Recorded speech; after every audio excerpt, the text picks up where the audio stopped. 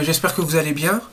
Alors, je fais cette vidéo résumé de Night of Champions 2013. J'ai regardé donc Night of Champions, j'ai regardé aujourd'hui. Donc, résumé du pay-per-view qui a eu lieu cette nuit de 1h du mat à 3-4 heures, je pourrais pas trop vous dire. Donc j'ai regardé le match, en fait j'ai enregistré sur AB1 et je l'ai regardé qu'en début d'après-midi. Donc là je viens de le finir de regarder il y a quoi, un petit quart d'heure, 20 minutes. Donc pendant le pay-per-view j'avoue j'ai pris des notes et puis je vais un petit peu vous parler des matchs qu'il y a eu et de comment j'ai vu les choses, notamment avec les résultats. Donc on y va. Alors, Night of Champions. Déjà, je vais commencer avec les résultats du pré-show que en fait je n'ai pas regardé. Vu que j'ai regardé sur AB1, ce n'était pas affiché. Il n'y a même pas eu de. Ils en ont même pas parlé. La seule chose que je sais, c'est au final que c'est les Primetime Players qui ont gagné. Les Primetime Players qui ont battu les Reals américains, les Usos, les 3MB et Tensai et Brodus Clay. Donc ouais, Primetime Player gagnant du pré-show, du kick-off. Alors j'ai pas regardé ce match, donc si vous avez des commentaires à faire à propos de ce match, dire ce que vous avez pensé, il n'y a pas de souci, vous pouvez laisser un commentaire, après tout on peut parler, c'est cool. Alors je vais commencer directement avec le premier, enfin c'est pas vraiment le match, c'est le premier segment. C'est le segment Triple H qui arrive sur le ring, qui commence à faire un speech comme quoi que il n'est pas aussi mauvais que les superstars dans le vestiaire le pensent, qui va montrer comme quoi c'est un gars bien. Donc pendant le match de championnat WWE ce soir entre Daniel Bryan et Randy Orton, il n'y aura pas d'intervention, que ce soit du Shield, du Big Show ou autre. Il précise bien que ça se déroulera uniquement entre Randy Orton et Daniel Bryan. Alors sur ce, il y a Paul Heyman et Curtis Axel qui arrivent. Je sais pas si vous aussi, je pense que vous l'avez remarqué, mais moi, le truc qui m'a tapé à l'œil déjà, c'est la dégaine de Paul Heyman. Parce que franchement, avec sa barbe de 3 jours et son. Même pas sa barbe de 3 jours, c'est sa barbe genre de la semaine, son costard dégueulasse, le pauvre gars, c'est vraiment clodo, dépressif. C'était limite le gars. Ouais, en dépression quoi. D'ailleurs, Triple H l'a fait remarquer directement, lui faisant remarquer, écoute mon pote, ça fait combien de temps que tu t'es pas lavé, ça fait combien de temps que tu t'es pas rasé. Il s'est fait un peu chambrer, alors bon, Paul Heyman, il a un petit peu essayé de tenir la jambe à Triple H, il a fait un petit peu son chien-chien, il a fait, bon, à Triple H, s'il te plaît, monsieur, me mettez pas dans un match contre CM Punk, il veut me tuer, il veut me blesser. Puis si Triple H lui a fait comprendre que de toute façon, le match aurait lieu quand même. De là, Curtis Axel, il a voulu faire son daron. Il a regardé Triple H, il a fait je sais, t'es vénère. C'est parce qu'en fin de compte, le premier match que j'ai eu en tant que Paul Heyman Guy, c'était contre toi et je t'ai battu. Là, Triple H, il le regarde d'un air de dire non, mais. Il lui a dit d'ailleurs, n'énerve pas le vieil ours, qu'il lui a dit. Puis il lui a fait remarquer, c'est vrai, tiens, ça m'a fait penser à un truc, c'est qu'au final, il n'y a pas de match pour le titre intercontinental, alors qu'on est dans la nuit des champions et que tous les titres devaient être défendus. Donc mon petit père, ce soir, tu vas avoir un deuxième match, et tu vas défendre ta ceinture contre le premier bonhomme que j'ai croisé dans le vestiaire. Donc bon. Triple H, il retourne dans les coulisses. Paul Heyman et Curtis Axel qui font un peu la gueule, et l'attaque, on entend la musique de Kofi Kingston qui vient. Et alors premier match surprise, Kofi Kingston contre Curtis Axel. Donc, même si c'est un match inattendu, je pense que c'est un match qui est sympa à voir. Même si on a un petit peu déjà vu ça, on a déjà vu ça 2 fois ces derniers temps, 2 victoires de Kofi Kingston. Donc match très bien, franchement, belle performance des deux catcheurs. Et pendant tout le match, moi, il y a un truc qui m'a un petit peu titillé, c'est l'attitude de Paul Heyman en dehors du ring. C'est que le mec n'avait absolument pas confiance en Curtis Axel. Il l'encourageait même pas, il était en mode dépression et à ses yeux, c'était limite si c'était pas Kofi Kingston qui allait gagner. Il voyait Curtis Axel vraiment perdre. Ce n'est qu'à la fin du match, quand victoire de Curtis Axel quand même. Victoire de Curtis Axel avec sa prise de finition. Que franchement, Paul Heyman est sorti un petit peu de son trou, qui s'est réveillé, quoi, qu'il a fait. D'ailleurs, vous aurez vu la tête qu'il faisait, bah, à ce moment-là, franchement, on aurait dit qu'il priait le Seigneur, et il fait les bras avec les mains comme ça. Franchement, ouais, c'était assez bizarre. Donc, victoire de Curtis Axel qui garde sa ceinture intercontinentale. Pardon, excusez-moi. Alors, Curtis Axel, je me reprends. Curtis Axel garde le titre intercontinental. Paul Heyman qui a l'air d'être un petit peu rassuré, même si on voit qu'il est quand même pas encore serein. Puis ils repartent assez rapidement dans le vestiaire. Donc, très bon match, ouais, c'était sympa. Alors ensuite, on passe directement au deuxième match, c'est-à-dire le match Natalya contre Brie Bella contre Naomi contre la championne des divas AJ Lee. Donc c'est AJ Lee qui défend son titre. Alors, moi j'ai trouvé déjà que c'était un match vachement sympa parce que quand il y a genre un match Fatal 4-Way, je sais vraiment on peut parler aujourd'hui, moi. Excusez-moi, attends, je reprends. Fatal 4-Way ou match à 4, c'est chacun pour soi, donc forcément ça va partir dans tous les sens. Donc, là, le début du match, moi personnellement, je pensais bien que ça allait se passer comme ça. C'est que déjà, les trois divas de Total Diva, donc Natalya, Brie Bella et Naomi, bah, déjà, on passait un petit peu à tabac à Jay Lee qui s'en est pris plein la tronche. C'est qu'un petit peu après que c'est Brie Bella d'ailleurs qui a vraiment lancé un peu le match en mettant à terre Natalya et Naomi par derrière, donc ça a vraiment relancé un petit peu le match chacun pour soi, parce que sinon au départ c'était vraiment un match handicap, les trois Total Diva contre AJ. Alors moi comme j'ai dit personnellement c'est un match que j'ai trouvé vachement sympa parce que ça part dans tous les sens. Natalya a fait une bonne perf d'ailleurs comme les quatre ont fait une bonne chose. AJ Lee est un petit peu transparente dans ce match, on l'a pas énormément vu, mais le peu qu'elle était là elle a fait de bonnes choses je pense. Alors, à la fin du match, c'est assez sympa parce qu'on voit en fait Natalya qui arrive à foutre KO Brie Bella et ensuite Naomi. Elle les empile l'une sur l'autre et elle leur prend les jambes et elle arrive à leur porter un double sharpshooter. C'est assez impressionnant d'ailleurs à voir parce que ça faisait bizarre. Avec les quatre jambes, elle se retourne en mode double sharpshooter. Et tout d'un coup, AJ arrive par derrière et il fout un gros coup de pompe dans la gueule dans la nuque là, de Natalya. Elle attend que Natalya un petit peu se relève et là elle lui porte sa prise, son Black Widow, ce qui fait taper Natalya. Donc AJ gagne.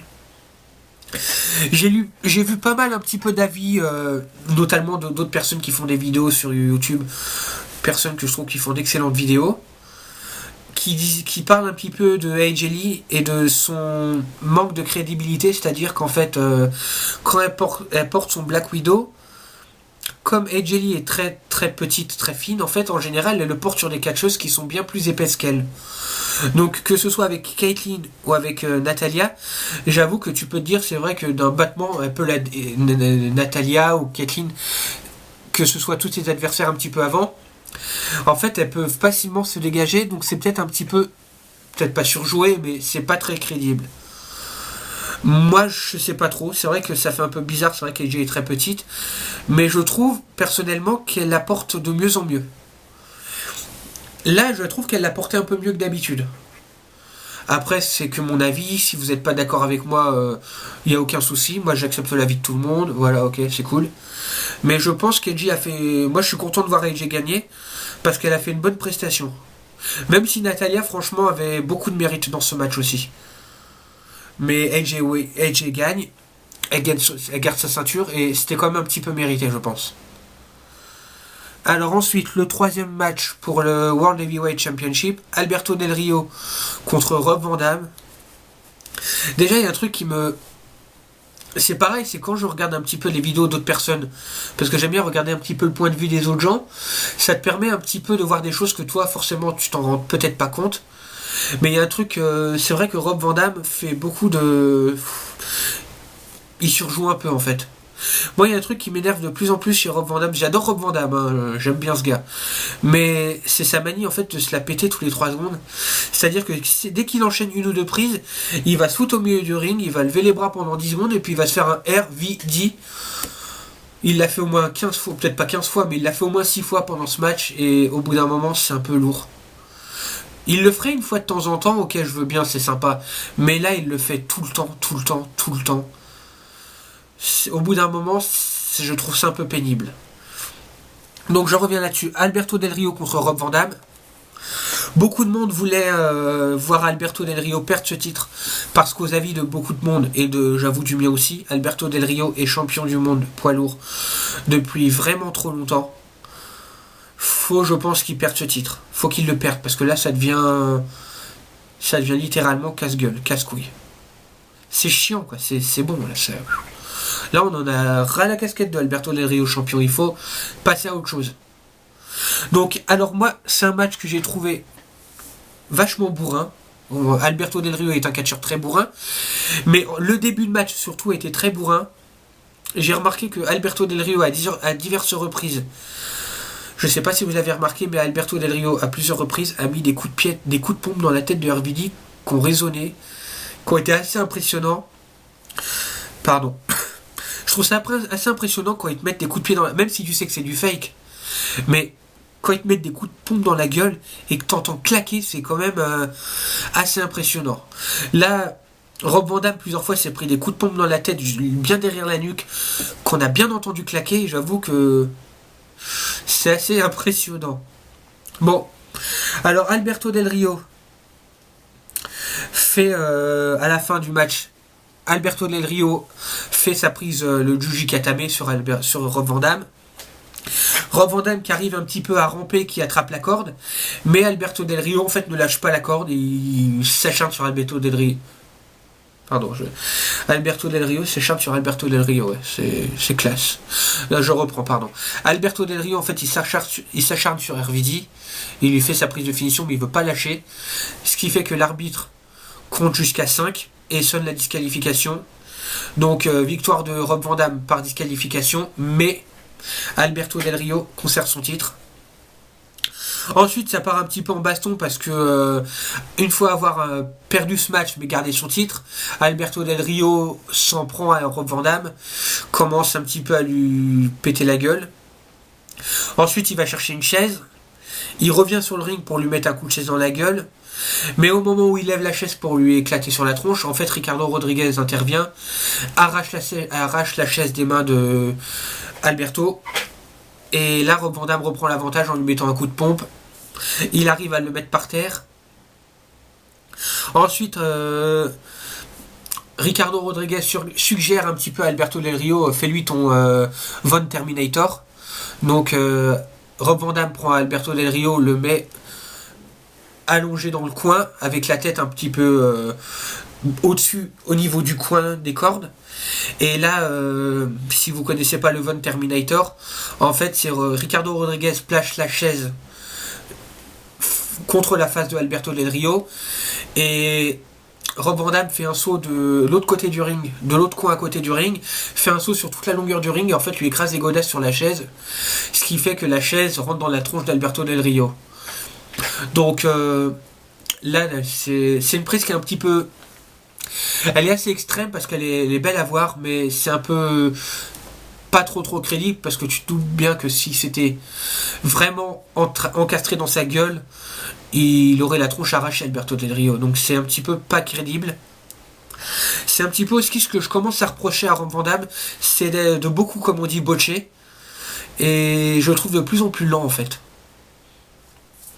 Donc j'aurais aimé avoir Alberto Del Rio perdre ce match sur Rob Van Dam, nouveau champion. Mais je trouve que Rob Van Dam, avec ce qu'il nous a fait ce soir dans le match, ne méritait pas forcément d'être champion poids lourd. Après, encore une fois, ce n'est que mon avis. Je suis largement d'accord avec ceux qui voulaient garder Rob Van Dam. C'est clair que Rob Van Dam, j'aurais préféré Rob Van Dam que Alberto Del Rio. Mais d'un autre côté, j'avoue que si Alberto Del Rio perd, que ce soit contre quelqu'un qui a plus la pêche. Bon alors. Ensuite, je ne vais pas m'attarder dessus. 4e match, Fandango contre le Miz. Alors moi, c'est un match qui m'a pas plus emballé que ça. Je dis pas qu'il est nul, hein. C'est un bon match, mais voilà, bof, sans plus.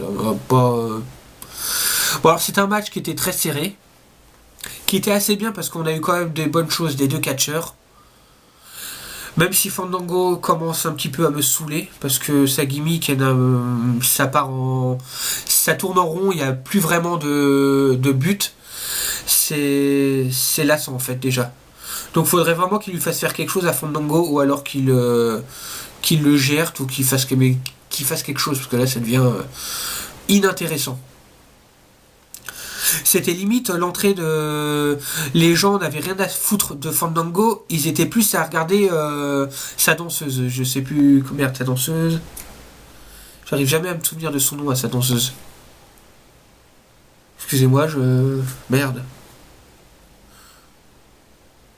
Merde. Ouais, bon, c'est pas grave.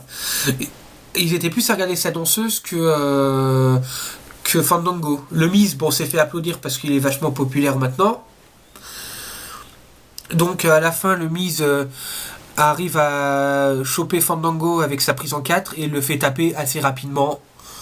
Donc ah voilà, c'est Summer Rae. Je me souvenais plus, j'avais un trou. La danseuse de Fandango, c'est Summer Rae. Même à un moment dans le match, les gens n'avaient quasiment rien à foutre du match.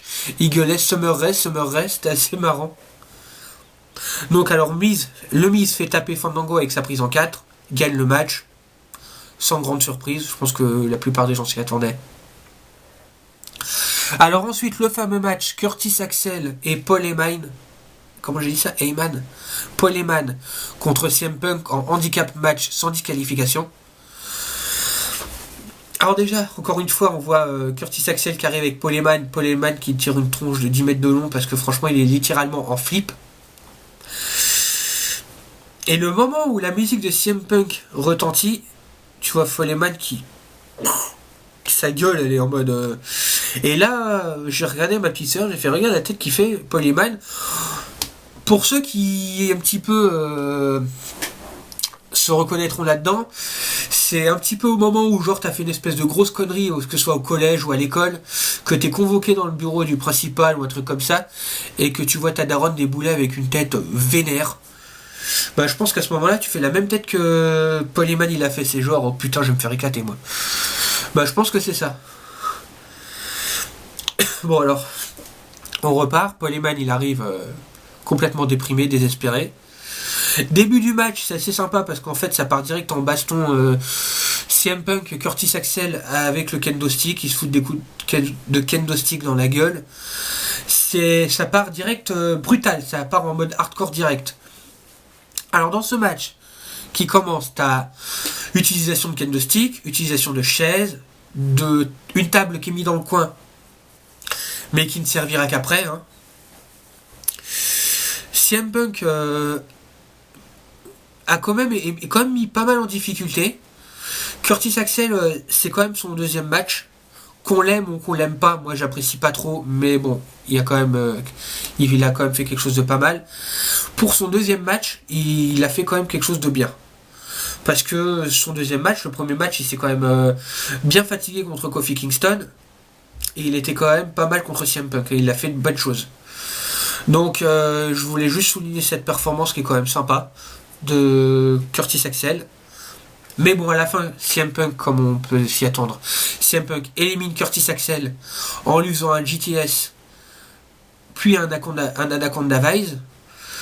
D'ailleurs, Curtis Axel qui abandonne assez rapidement. Ensuite, CM Punk se réjouit comme un gosse à Noël. Il regarde Paul Heyman. Viens.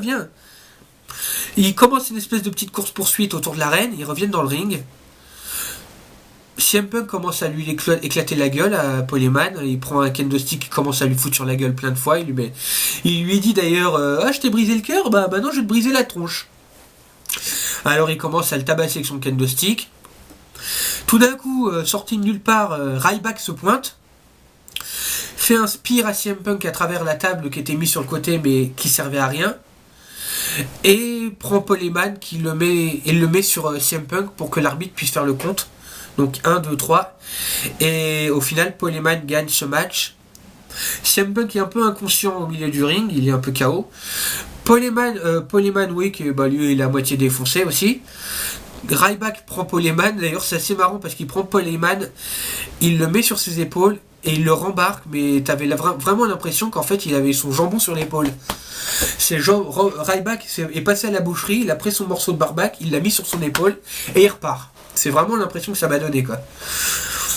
Alors, question que je pense qu'on va avoir la réponse d'ici les prochains Raw et SmackDown. Est-ce que le fameux nouveau Paul Heyman Guy, c'est Ryback? Ça, on le saura maintenant. Peut-être. On verra. Ensuite, CM Punk, bon, se relève, bon, il est en mauvais état, mais pas trop.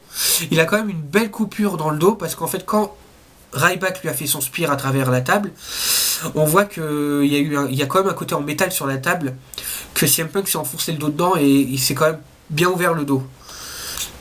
Donc CM Punk, il se relève, il dégage les médecins, tout ça, il leur dit, allez, cassez-vous, vous me saoulez.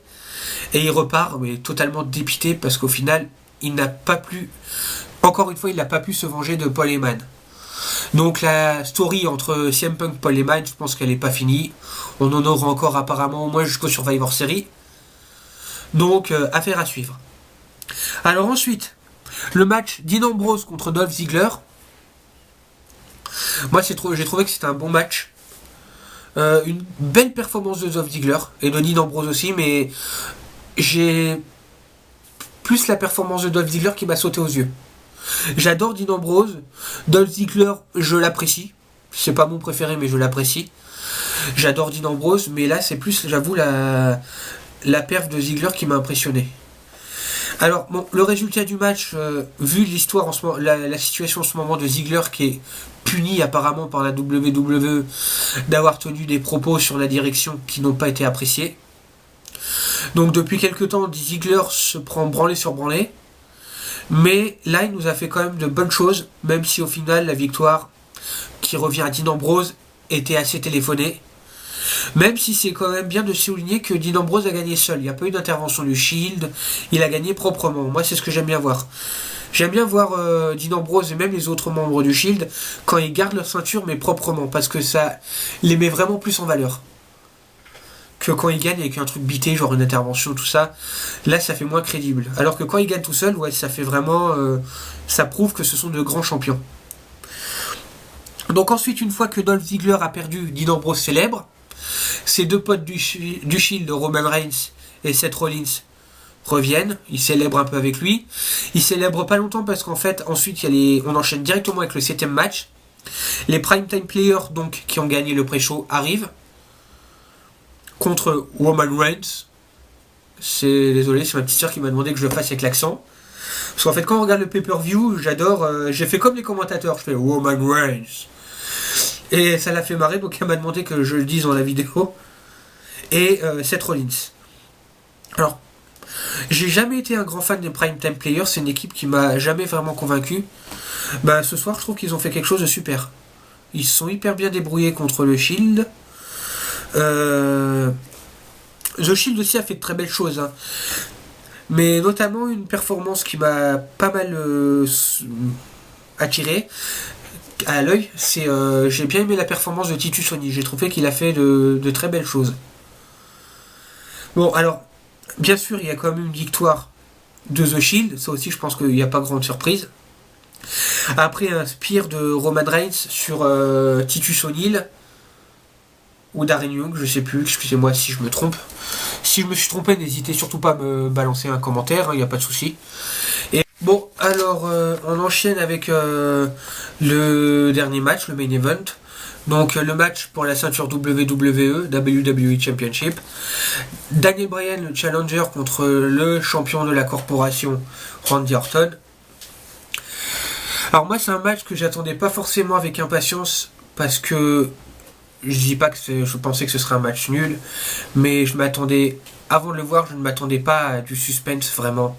Je m'attendais à une victoire d'Orton, propre ou sale, mais c'était les choses que je pensais. Parce que vu la situation, avec la storyline en ce moment avec Triple H, Orton, la Corporation et tout ça, moi c'était mon avis, victoire d'Orton, il garde son titre. Donc bon, alors le match en lui-même était bien, même si le début je l'ai trouvé un peu lent. C'est un peu le style de Randy Orton quand il impose son style. C'est un style lent, un style assez destructeur. Donc le match a commencé assez lentement, mais il s'est quand même après, il s'est quand même enchaîné bien. Donc on a eu franchement des super bonnes choses des deux. Que ce soit de Daniel Bryan ou de Randy Orton. C'est un match que j'ai bien aimé voir. Parce qu'on peut voir que c'est quand même deux catcheurs qui sont meilleurs de leur forme. Qu'on aime ou qu'on n'aime pas Randy Orton ou Daniel Bryan, c'est quand même vraiment les deux forces en puissance, on va dire, en ce moment. C'est ce qu'il y a de mieux à la WWE, donc ça pouvait nous faire que de bonnes choses. Donc le match excellent, bien construit. À la fin, au milieu, c'est un peu bizarre parce qu'en fait, l'arbitre, à un moment, s'est fait mettre KO en dehors du ring par un peu les deux qui sont rentrés dedans. Ensuite, il y a eu un deuxième arbitre qui est venu pour remplacer l'autre. Le match a continué.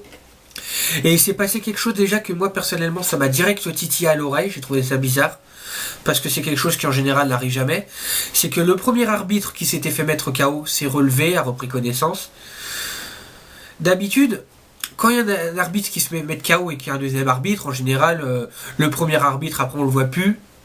Le deuxième arbitre, il finit le match tranquillement. Là, le premier arbitre s'est relevé, il est revenu sur le ring et il a dégagé le deuxième arbitre en lui faisant comprendre plus ou moins gentiment que c'est moi l'arbitre, je finis le match, toi, dégage. Le deuxième arbitre, il est parti sans faire l'histoire, ok. Mais rien que là, je me suis dit, attends, c'est quelque chose... surtout quand je me suis rendu compte ensuite qui c'était l'arbitre, Scott Armstrong. Pour ceux qui suivent le catch depuis plusieurs années, il y avait déjà eu un truc un peu bité avec lui.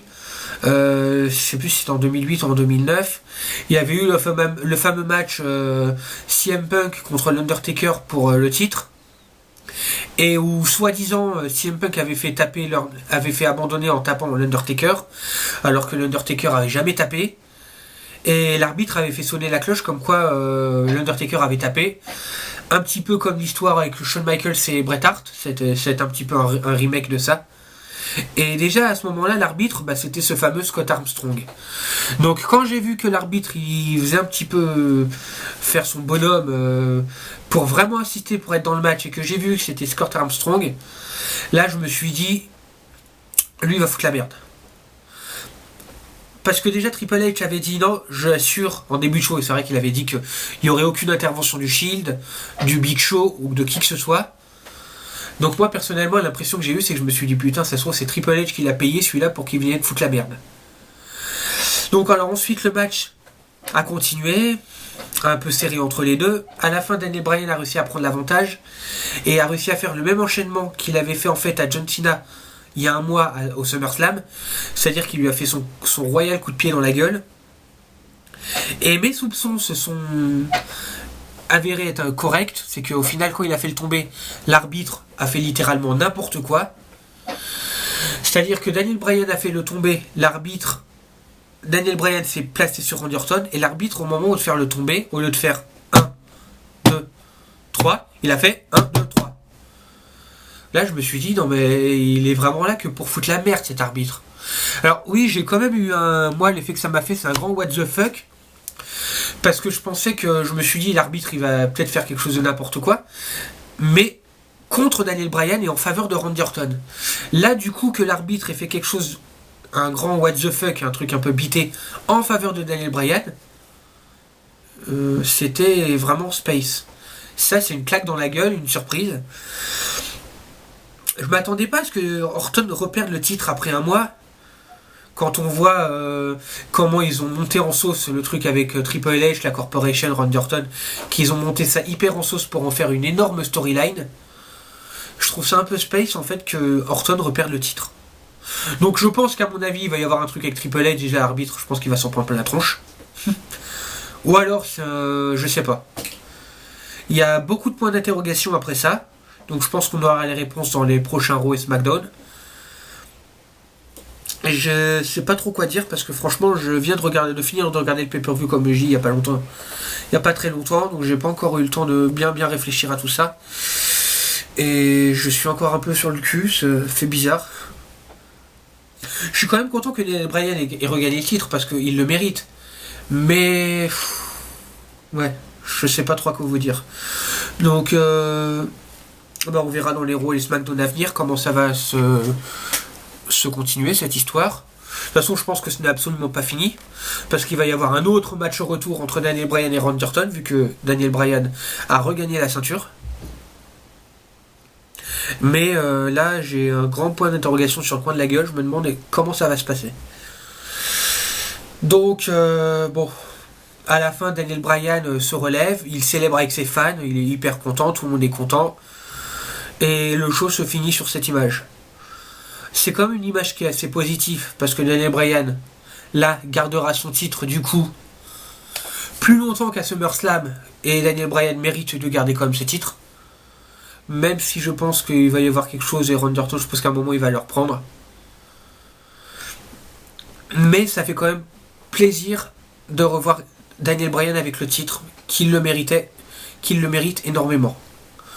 Donc le pay-per-view en lui-même, il y a eu de bons matchs, mais à part ce grand what the fuck avec le Bryan Orton, je reproche l'absence de réelle surprise. Tous les résultats étaient un petit peu... C'est un petit peu ce qu'on attendait. À part la disqualification peut-être de Alberto Del Rio et l'intervention de Ryback. Mais bon, la plupart des gens s'attendaient un peu à une intervention d'un nouveau Paul Heyman Guy, puisqu'ils aiment nous balancer les rumeurs avec pas mal de temps d'avance. Bon, au final, il y a eu des rumeurs, mais pas beaucoup sur Ryback, parce qu'au départ, ça devait être soi-disant Page. Après, il y avait aussi des rumeurs sur Karma. Et les dernières rumeurs, ça se portait sur Cassius Ohno, c'est un gars de la NXT, que je ne connais pas énormément. Je t'ai jamais vu catcher ce gars. Je suis pas trop de la NXT, donc je peux...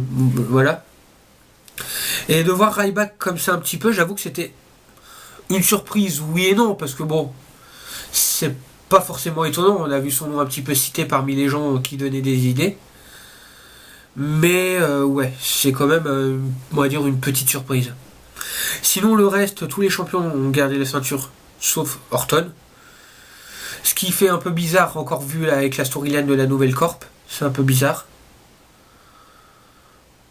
Pay-per-view en lui-même, bon, mais moi je... Comparé aux 2 ou 3 pay-per-view qu'on vient d'avoir, c'est-à-dire Money in the Bank, SummerSlam, je trouve qu'il est bien... il est moins bon. Il n'y a pas de surprise. Les matchs, comme je dis, sont bien, mais... Moi, je sais pas pour vous, mais j'aime avoir des surprises, j'aime avoir des points d'interrogation et être surpris. Là, le seul gros point d'interrogation, la seule question qu'on se pose, c'est avec le Orton Daniel Bryan. On se demande comment ça va se finir. Donc ça, on verra. Que dire de plus ?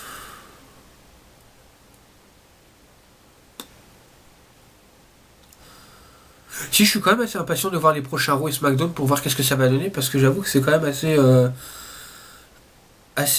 En fait, tu restes sur ta faim. Voilà, je cherchais l'expression.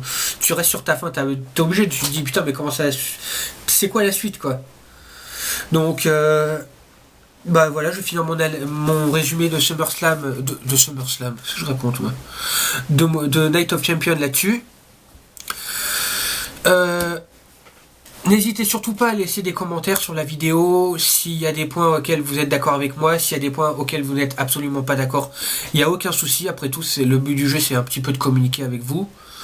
Donc si vous avez quelque chose à me redire, si j'ai fait une erreur dans cette vidéo de prononciation, ou j'ai dit une connerie, vous pouvez me rectifier, hein, laisser un commentaire, ou voilà. Si vous avez aimé cette vidéo... vous pouvez vous abonner à ma chaîne, parce que je pense que je ferai tous les mois une vidéo pronostic et une vidéo résumé du pay-per-view. J'ai aussi ma page Facebook Joe Divertissement, sur lequel je propose des photos de catch, mes vidéos que je mets, de temps en temps quelques vidéos axées sur le divertissement humour pour un petit peu de légèreté. Il y a aussi mon pote de Facebook, Darren Guillerminet, qui fait des vidéos résumées de SmackDown, de Raw, de pay-per-view, des vidéos aussi pronostiques. Vous pouvez aller vous voir sur sa chaîne, il n'y a aucun souci. J'ai une personne que je regarde ses vidéos de résumé, de pronostics, je les regarde tous les mois depuis WrestleMania. Mais j'ai plus en fait appris à bien analyser toutes ces vidéos, et franchement je trouve qu'il y a un esprit excellent. qu'elle a une façon de parler, une narration qui est excellente parce pardon, excusez-moi. Elle a une façon de parler qui est bien.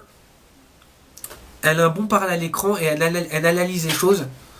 Je sais vraiment plus parler aujourd'hui. Elle analyse les choses de façon totalement objective en parlant un petit peu de la vie de tout le monde. C'est la chaîne Closer to God 76. C'est une personne qui fait des vidéos que je trouve très bien. D'ailleurs, je pense que dès que je vais finir celle-là, je vais m'empresser d'aller sur Facebook pour voir sa vidéo résumée. Donc, je vais finir avec cette vidéo. Bon courage à tous, hein, pour ceux qui sont en cours, ceux qui travaillent aussi. Bonne semaine. Je vous laisse. Et surtout, n'hésitez pas à laisser des commentaires ou si vous avez une question à me poser, n'hésitez surtout pas à me la laisser. Je pense que je vais faire peut-être bientôt une nouvelle vidéo analyse de pay-per-view. En fait, le truc, c'est que je prends un pay-per-view de la WWE, pas forcément récent. C'est-à-dire que je peux aussi bien prendre un pay-per-view de 2006 qu'un pay-per-view de 2008 ou de 2011. Je le regarde et en fait, je vous en fais de l'analyse, ce que j'ai pensé des matchs, s'ils sont bons ou pas. Comme ça, ceux qui n'ont pas vu les matchs ou qui sont intéressés pour les voir peuvent regarder mon analyse et faire leur propre opinion. Je trouve ça assez sympa de faire ça. C'est un concept que je pense que c'est sympa. Donc si vous avez un pay-per-view en particulier que vous voudriez que j'analyse pour vous et que j'en fasse un peu les points forts, les points faibles avec la liste des matchs, n'hésitez surtout pas, vous laissez un commentaire et j'y répondrai dès que je le verrai. Donc sur ce, je vais arrêter de vous prendre la tête parce que là je suis en train de raconter un petit peu de la merde. Bonne soirée à tous et puis à plus. Ciao.